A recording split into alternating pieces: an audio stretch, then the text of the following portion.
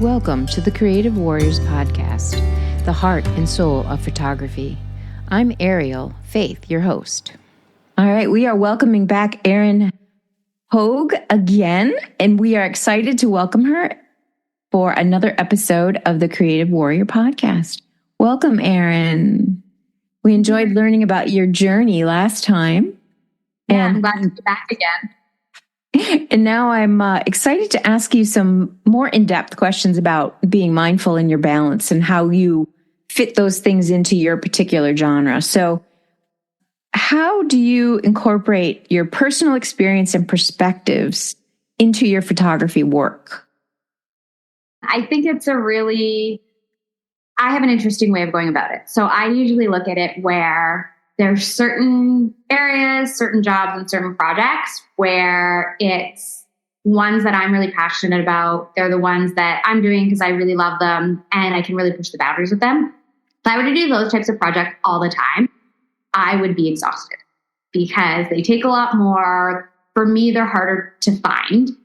And so sometimes I love jobs where I'm just the creative person who's taking the picture. So if somebody else kind of has the idea, the client has, like a brand might have the look that they're going for, and they may have a style that they're going after and that sort of thing. And I like when they bring that to the table and a concept that they want to get across.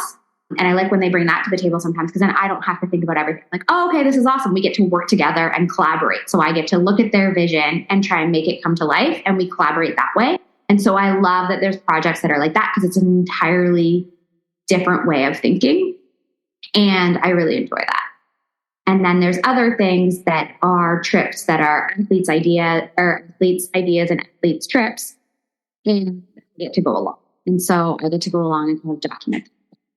I get to document it however I want. And then there's sometimes brands involved that also have a different or have some input on what they would like to get out of the trip as well. But I like having all of those different ways because then I kind of have like the areas that I can put my creativity into and the stories I want to tell in the way that I want to tell them, and then to collaborate with other people as well. Yeah, there's something really fun about collaborating when you're in photography, whether it's, no matter how you do it, but it's just, there's something about when you work together with multiple people, you come up with a better thing in the end. Yeah. At least that's the way I have always saw it. So, individually we come up with things that are good, but then when you get all those minds together from different perspectives, it just seems to be almost kind of take on a life of its own, but you still have that creative control. So you're putting all those thoughts together. So it's a very cool process. Yeah. Yeah. And it's really amazing. And it's nice to have those different areas. So do you work with different athletes that have a sponsor that's a brand? So you have to make sure you get their, a shot with the ski logo showing or. Yeah. So it just depends. Shoots a little bit different. So some of them I'll be trying to do, or I'll be, shooting for the brands, what's called on spec. So I'll shoot photos and then try and sell them to the brands after with an idea of what the brands are going for. Other times the brands will hire me to do the shoot, and then it's all kind of their idea, and we're kind of working together to make the shots happen. And I'm trying to kind of capture the things and kind of tick all the boxes that they have that they need to fulfill. And then there's other times where I know I'm doing it for a story. And so then I'll shoot it a little bit differently if I'm doing it for a story. That makes sense. And then other times where I have a creative vision, I'll be trying to make that happen. So at the beginning of every season, I'll come up with an idea of all the shots. I'll come up with usually about 10 shots that are different and new that I haven't shot before, haven't shot in that way before. And then throughout the winter season, I'll kind of tick them off. And so I'll be like, oh, I want to shoot a photo like this at a whatever. And then because so many things need to align in order to make that shot happen, the snow conditions need to be right. It needs to be the right athlete in the right location and the right light. So I just kind of wait for the right time to make that photo happen, and then I'll make it happen. And so that's kind of how I satisfy my creative vision and my creativity throughout the season while doing things with and for it. That's interesting that you said that, because I was just going to ask you something similar, because when you work with in any kind of, when you're working with a client, sometimes that creative energy gets channeled in a direction that meets their needs, right? So then there's a frustration that sometimes as the artist that happens. And it sounds like that's your method of expanding your vision, constantly working on your craft, keeping that love for the creative side open. And it's neat that you have how long have you been doing that? Because that's pretty neat that you have I want to get these shots, and when the time is right, it'll happen. But you wait for it instead of trying to make it happen, right? Yeah. So it's probably been 10 years, and there are 10 or 15 years. And so there are times where it's making it happen. And then there's other times where you're sort of waiting for it to happen, but it's just because of the logistics of everything. You can't always make those things happen with the budget that you have. You're absolutely correct. Now, what about the technical part of it? When you're trying to be creative and you're trying to be in the moment and aware of the situation, and then you're freezing cold, your hands are frozen, your battery's freezing, all of the things that are technical around you, how do you prevent that from interfering with the creative part of you that needs to get this shot or multiple shots well? Yeah. I feel like the more challenging a shot is to get, the more the reward I feel for it. And then also understanding that sometimes you have to go back and reshoot something. And so for me, I kind of thrive in the challenges almost, because I'm and almost look at it kind of like a game. Here's another thing. If you were to look at an obstacle course or something, you're just trying to get the shot. And so you have to go through all of these obstacles in the obstacle course to get the shot. And sometimes they just keep coming. But if you let any of the obstacles stop you, then you don't get the shot.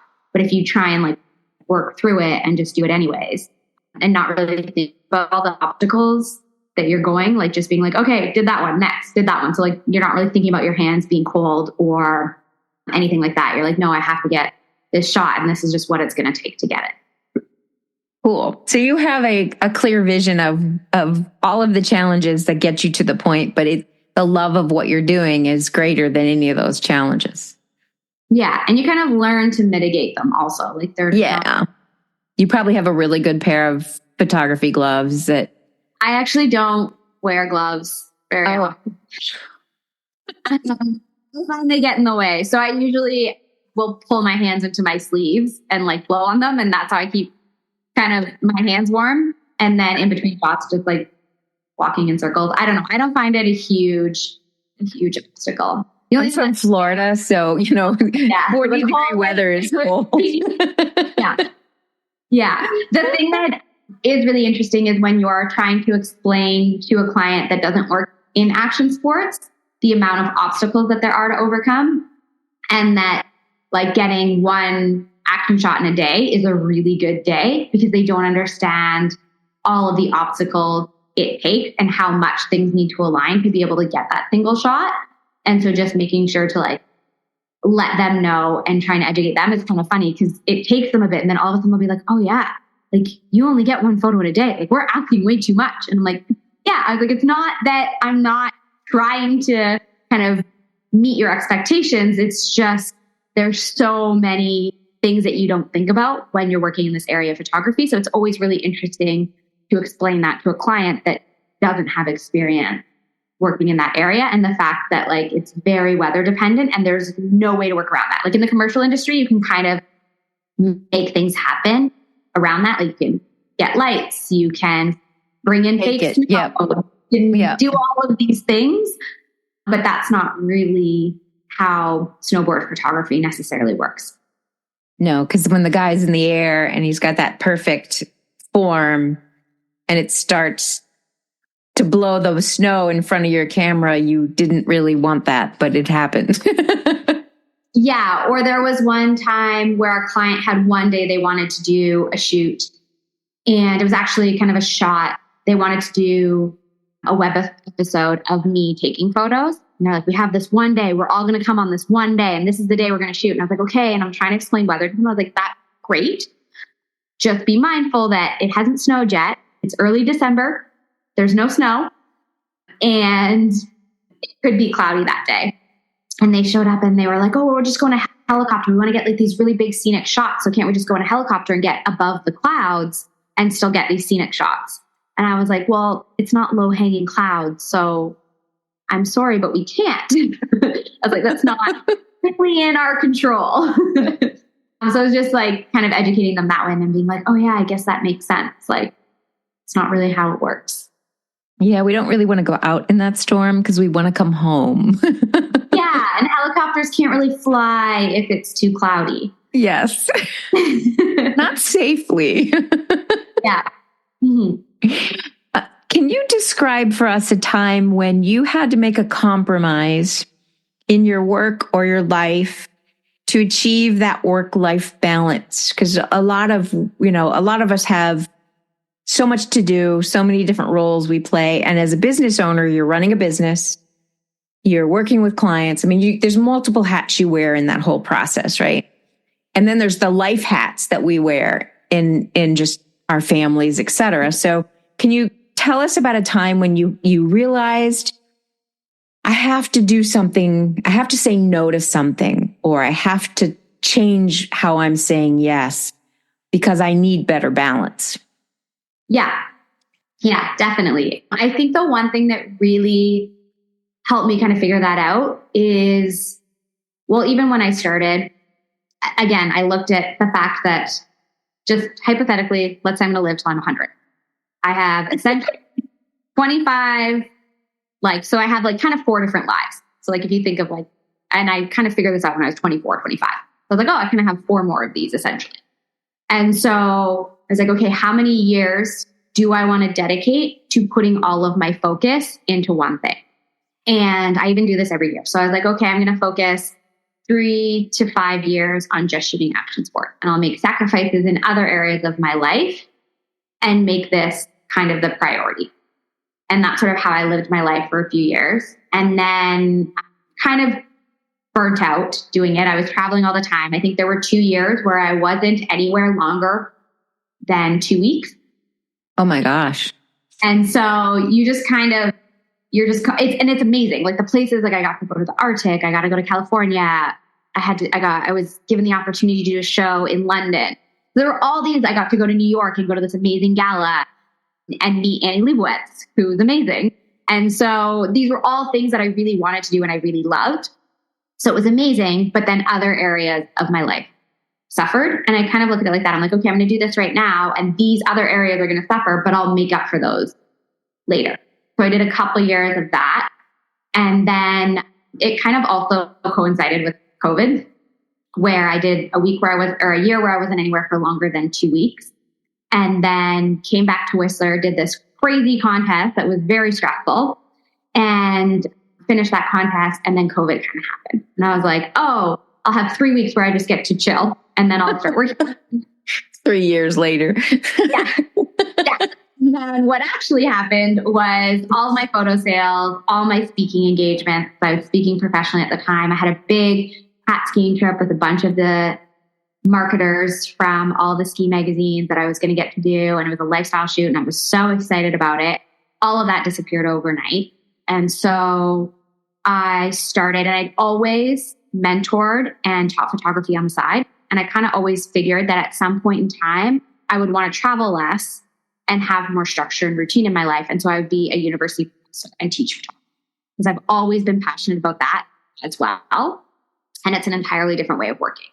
And so I was like, when I have a family, if that's an option, I will do this other thing that makes it more conducive to be there for my family and to have a more structured life and to not be traveling all the time. Also travel, just not at the same level. Right. And so that's kind of how I visioned that kind of transition happening, was being more intentional about the stories that I was telling and being more intentional about the things the trips that I was doing, and start also teaching. And then when COVID happened, I started teaching online photography courses. And that's kind of given me a little bit more of that. Like I don't have to say yes to everything because I have this other thing that I'm doing during the slow times. And so that's kind of how I create that sort of balance. is by being aware and then looking at each year. I also look at each year, like these 3 months, I'm going to focus on traveling, shooting, snowboarding, because winter in Whistler is essentially 3 to 6 months. So those months I'm still focused on shooting, traveling, doing all of those kinds of things. And then when that slows down, I then have the spring to work on the courses. And then in the summer it's surfing, and then the fall courses again. And so that's kind of how I make that. Have you always been that way, or did you learn that? You know, because a lot of people, it takes them years to get to that point where they can look at their life and say, okay, for the next year, I'm going to do this. And, you know, their focus is clear. So, and their decision was clear so that they 100% get through all of the obstacles to get to the other side of that year. And then they reassess and say, okay, it might be the same thing as last year, but they might also shift. So is that something you learned, or is that something you just kind of naturally think that way? I'm trying to think. I think it's always been how I naturally think, because I always like change. And then I also like structure. And so I think even just in school, it was kind of always like that. Like, oh, I'm going to do this for this amount of time. It's probably where I learned it was in school, because like you have semesters. So one semester you're focusing on these classes, then the next classes, and then the summer you're focusing on something else. And that's really how my brain works the best, I think, also. And so then when I finished kind of school, and I took a year off before university, and I was ready to go back to school when that time came, because I wanted that structure back and that ability to focus on certain things for a certain period of time. So it's probably where I learned it. So I guess I've always kind of looked at it that way. And then when I kind of was like, okay, let's just assume I'm going to live till I'm 100. How do I want to kind of spend all the different areas of my life to make all of these things happen? That sounds like a thing. So if any of the audience is listening and they haven't quite mastered that one, think about it. A friend of mine told me, this is years back, but she said every September she looks at she makes the decisions for next year. What is she going to focus on? So she has like this whole time where she allows herself to kind of like, what's working, what's not working. And there's no judgment to it. It's literally just what's working and what isn't working. And what am I going to do to make whatever better, right? So it's a free way to live. It's a free way to think. So the fact that you have that skill is really awesome. Sounds like you have a good brain in your head. Obviously things don't always go to plan. So I like that. No, of course not. You're like, yeah, I did this for this amount of time and it's going to work out. And then this is going to happen. And so it's been a little bit different. Like I'm not working for a university. I created the courses myself, but the elements kind of come together. And they usually come together better than you might have imagined 10 years ago. Yeah. And then I also find that there's certain things that I really want to have happen at a particular time and they won't. And then when I'm like, forget, I'm going to focus on this other thing, then that thing usually comes back around and ends up working out. It's funny how that works. When you let go of it, it comes back at you. It's kind of cool though. I'm like, oh, I gave up on that. It wasn't going to happen. And then. So because of the nature of your work is very fast, any kind of sports photography, the person's moving super fast and you've got I don't know if you rapid fire or whether you're just really good at capturing the right moment, and you obviously, typically you have a longer lens, so you're dealing with a bigger piece of equipment, et cetera. So a lot of artists talk about slowing down and being mindful and paying attention to all the little details while you're doing this. But if you're working in a fast environment where you have to react to whatever's happening, what are some things that help you to stay more artistic in those moments? Yeah. So it's a little bit different. So snowboard photography in the backcountry isn't generally as fast as everybody thinks. Like the athlete knows where they're going. They've kind of communicate to you, even if they're riding, like let's say there's a mountain face in front of you and they're riding a particular line. They know exactly where they're going to try and go. So they'll say, oh, I'm going to go up. I'm going to go around that tree, past that rock, into that chute, and ride it out. And so if there's a line or something like that I'm shooting, I will look at it and kind of figure out where the best moment or the best trick or the most scenic area of that is. And I'll kind of compose the shot knowing that the athlete is going to come into my frame. Okay. And so I'll kind of preset that up. I'll pre-focus it. It'll be all set. And I'll wait for that moment to happen. And then anything after that moment, I consider bonus. And so that's when I'm kind of just trying to chase the shot and figure it out. So it'll be pre-focused. My camera won't even be in, or I'll back button focus. Or sometimes I'll even put my camera into manual mode just to make sure that, because sometimes cameras have trouble focusing when there's snow and there's something coming into the frame. They're not sure what thing in the frame it's supposed to focus on. And in that split second of it trying to figure it out, you miss the shot. Yeah, because it focused on something else and you're like, Grr. You focused on the tree. It thought that was the subject you were going for. And you're like, no, the snowboarder over there. And so I'll kind of pre-focus or back button focus, have that all set up. And then I'll switch it into continuous focus after that moment happens. So if they're continuing to ride out of that or hit a different feature on that frame, that's when I'll kind of be, okay, let's see like which I'll sometimes have an idea of where I want them to be and what I want them to be doing and try and catch that after. But that's kind of like the bonus shot. I make sure that the best shot is the shot that's set up for. I wait for that one to happen and make sure it's all set up, beautiful. Look at all the areas of the frame, make sure it's all good. And then we'll kind of come into the frame and then I'll catch any bonus after. And so that's how I shoot that. Surfing's a little bit different where it's a little bit more, you're trying to figure it out, but I still always have a vision of the different types of photos I want to get. And I kind of try and set those up and then wait for them to happen. So there's one shot that I still haven't gotten into Pheno where there's a rock and there's a wave. And I want to be in this one particular spot to get the rock in the background, the surfer with the wave coming over when the light's right at a particular time of day. But it's really difficult to get that shot because there's a current or a rip right where I need to be. So I know that I can get into that spot. I'll probably be there for a minute or two. I'm not exactly sure the timing. Either way, I know there's only a certain amount of time I'm going to be able to stay in that spot, swimming really hard. And then I'm just going to get ripped down the beach and have to spend 20 minutes to try and get back into that particular spot. And so I know that. So it's been a really hard shot to get, and I haven't fully gotten it exactly the way that I want. And so that's one where there's like a lot of fast moving things, but I kind of always try and have sort of visions of different types of things I want to get. And then sometimes you get lucky. I was going to say, have you ever, I don't know if you look at the back of your screen each time or if you just take whatever you take and then, look at it back at the office or whatever.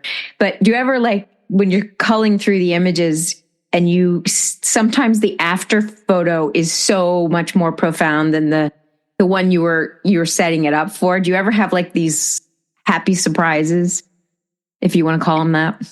Yeah. And I also never like to say that I've gotten a shot until I see it on the screen or on the computer, because I'm like, I think I did, but I like never like to say I fully did until I see it on the computer. So yeah, sometimes you do get those like really amazing happy accidents, or the photo that was like your photo, like your B photo or this random photo you were just trying as an experiment ends up being the best shot of the day.